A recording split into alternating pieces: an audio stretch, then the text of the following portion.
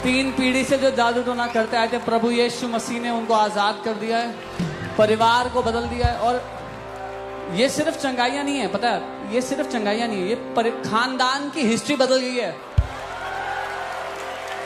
और जो इतिहास है वो तो बदला ही, फ्यूचर भी बदल गया है।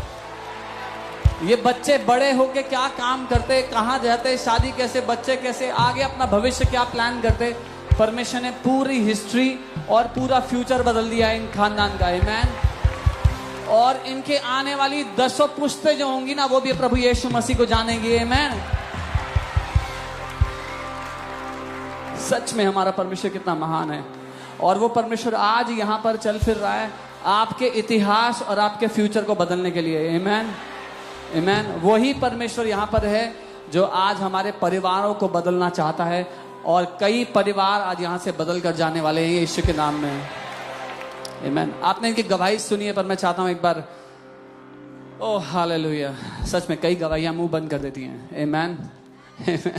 मैं चाहता हूं ये परिवार खुद बताएं इनकी आप बीती। मैं जानता हूं 3 पीढ़ी से ये लोग जादू टोना कर रहे थे।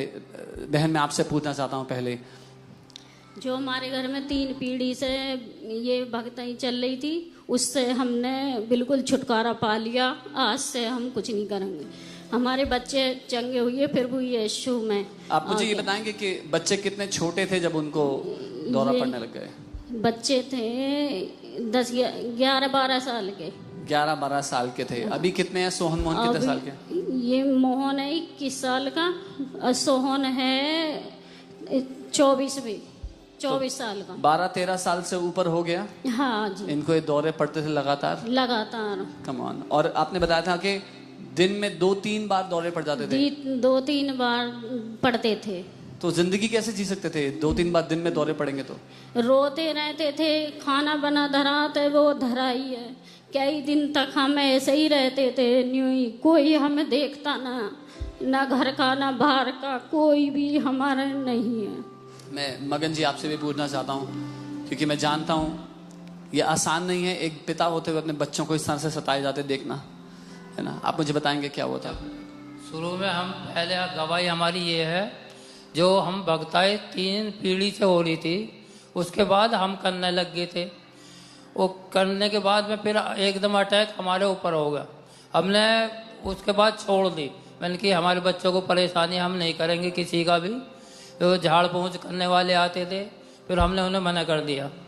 उसके बाद जो हम एक दूसरे को भक्ता को दिखा लगे, और मौलवी को दिखाया, और उसके बाद डॉक्टरों को भी दिखाया, और फिर उसके बाद हम जो वहाँ बालाजी भी गए, वैष्णो देवी, मतलब कोई धाम नहीं छोड़ा हमने। उसके बाद हमारा घुटने टिक गए, रोते थे। रात को जब बच्चे सोते थे, हम एक कमरे में बैठ के बीच में खाट डाल लेते थे। कभी कोई सा गिर गया, कभी कोई सा ऊपर जाते थे, दूसरी मंजिल पे नीचे आकर मिलते, एकदम सीढ़ियों के बल नीचे आकर हमें उठना बैठना, एकदम भागते थे इन्हें पकड़ने के लिए। कभी लैट्रिन में से निकालने पड़ते थे। लेकिन उसके बाद में हमें कुछ दिन बाद में जो 24 साल के बाद में इन्हें जो हमें वीरपाल जी के पास में पता पड़ी, जो पोस्टमैन हमारे साथ आए, ये हापुड़ से आते हैं यहाँ पहुँचने के लिए। उसके बाद में जो हम वीरपाल जी के यहाँ, उन्होंने हमें बताई चर्च के माली जी। फिर हम उनके पास में जाने लगे। उन्होंने साइड में जाते थे, पहले दूसरी साइड। जनवरी में हम यहाँ आने लगे थे। मैं बताना चाहता हूँ, ये सुबह 6 बजे घर से निकलते हैं यहाँ पर 11 बजे की सभा में पहुँचने के लिए। Come on. आमीन। सुबह 6 बजे निकलते हैं 11 बजे की सभा अटेंड करने के लिए, और प्रभु उनको प्रतिफल देता है जो उसको ढूंढने वाले लोग हैं। आमीन। कम ऑन जी। फिर क्या हुआ? फिर आप जब उसके बाद जनवरी में यहाँ आने लगे, हमें उसके प्रभु के वचनों के बारे में, और कैसे घोषणा करते हैं, प्रभु के कोड़े खाने से हम चंगे हो चुके, हमने यही बस घोषणा करनी शुरू करी। उसके बाद हमें ऐसा महसूस होने लगा कि ना तो कोई अंदर का जो डरा वो भी खत्म होने जा। फिर जो कहीं भी ये बच्चे अलग सोते हैं, अलग बैठे हैं, एक जगह खाना खाते हैं, और फिर मतलब प्रेम इतना बढ़ गया है कि एक जगह बैठ के खाना पीना सब कुछ करते हैं। पहले घर का माहौल कैसा रहता पहले बिल्कुल मन नहीं लगता था, भैया जी करने रोनते रहते हर वक्त, ना घर में को बढ़ने को मन करता था, भैया जी करता था, बस अब कोई नहीं है हमारा, घर के बाहर के सब ने साथ छोड़ दिया। भाई एक वीरपाल जी जो पोस्टमैन, उन्होंने हमारा साथ दिया जब यहाँ तक ले गए। बहन आप मुझे बताएंगे, आप कह रहे थे आपको बुरे विचार आते थे बच्चों को लेकर? हाँ, बच्चों के लिए मुझे आते थे कि मैं मर जाऊं, इन्हें ले चलूं, पहले इन्हें मार दूं, फिर मैं मर जाऊं, दोनों मियां बीवी हमारा जीवन अब कुछ जीवन नहीं। कोई उम्मीद नहीं थी? कोई उम्मीद नहीं थी। मैं बेटा आपसे भी पूछना चाहता हूँ, दोनों भाइयों को बचपन से ऐसा देखा था? यस, जब ऐसे परेशानी होती थी मुझे बहुत डर लगता था और मैं बहुत ज़्यादा कांपती थी और बस मैं बहुत चिल्लाती थी इन्हें देखकर, बहुत ज़्यादा। आप लोगों ने कभी सोचा था कि कुछ सुन के कोई भी घर का बाहर का ना, हम घर रहे ना, ड्यूटी जा में दोनों मियां बीवी, तीनों बच्चे घर पे रह गए। अब घर का माहौल कैसा होता है? अब बहुत अच्छा, अब तो और भी हमसे हंस के बोलते हैं और सब आते हैं। प्रभु के दास ने जो डर नहीं, वो बहने अब कहीं भी जा सकते हैं, कहीं भी जा सकते हैं, कहीं भी आ सकते हैं। अब रात की प्रार्थना में आए, अब वो कीगले भी जा सकते हैं, हमें कोई डर नहीं। अच्छा एक बात बताओ, क्योंकि मैं इमेजिन नहीं कर सकता हूँ, मेरा भी एक बेटा है और मैं इमेजिन नहीं कर सकता हूँ कि मैं हमेशा चिंता कर रहा हूँ कि अब वो कहाँ होगा, अब वो किस हाल में होगा।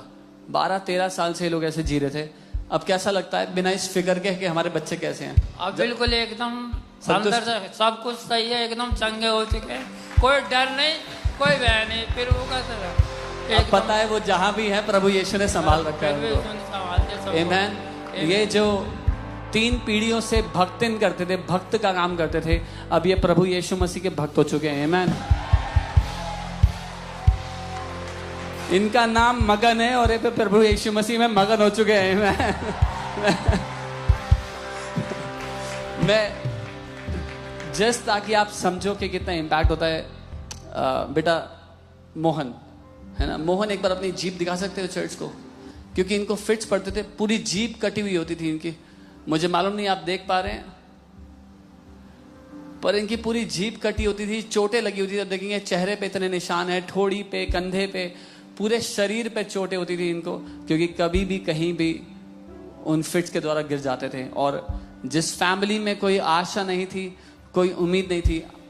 We have a clip, can we show that to you quickly? मैं जल्दी से एक क्लिप दिखाना चाहता हूं। ये जवान बेटे, आप कल्पना कीजिए किसी के 2 जवान बेटे जिनको हर रोज 2 से 3 बार फिट्स होते हो, लेकिन प्रभु यीशु मसीह ने इनका इतिहास बदल दिया है और इनका भविष्य बदल दिया है। क्यों ना हम प्रभु यीशु मसीह को महिमा दें? वो सच में परिवारों को बदलने वाला पिता है। आमीन। और हम जितने शब्दों को इस्तेमाल करें उसकी महिमा करने के लिए थोड़े हैं जी। हमारी भाषा के सारे शब्द तुच्छ हैं अपने महान राजा यीशु की महिमा करने के लिए, क्योंकि वो सच में अद्भुत है, सच में अति महान है, सच में स्तुति, प्रशंसा, तारीफ, महिमा के योग्य परमेश्वर है प्रभु यीशु मसीह। हम आपकी महिमा करते हैं, हम आपको धन्यवाद करते हैं पिता। हम आपके नाम को ऊंचा उठाते हैं, हम अपने हाथों को ऊंचा उठाते हैं आपकी महिमा में पिता, क्योंकि सच में आप जीवित हैं। आपके समान कोई नहीं पिता, कोई जीवनों को नहीं बदल सकता आपके अलावा। कोई जिंदगियां ऐसे नहीं बदल सकता प्रभु, परिवारों का इतिहास नहीं बदल सकता। यीशु केवल आप ही कर सकते हैं, केवल आप ही प्रभु हैं, केवल आप ही राजा हैं। हम आपकी बढ़ाई करते हैं, हम आपकी महिमा करते हैं, हम आपके नाम को ऊंचा उठाते हैं। आपकी संतों की प्रभु यीशु मसीह आपके नाम को ऊंचा उठाती है, क्योंकि आज जो आपने इस परिवार के लिए किया, आप यहाँ मौजूद हर एक परिवार के लिए कर रहे हैं। पीढ़ियों को बदल रहे हैं, भविष्य को बदल रहे हैं, इतिहास को बदल रहे हैं। एक नया इतिहास आज यहाँ लिखा जा रहा है यीशु मसीह के नाम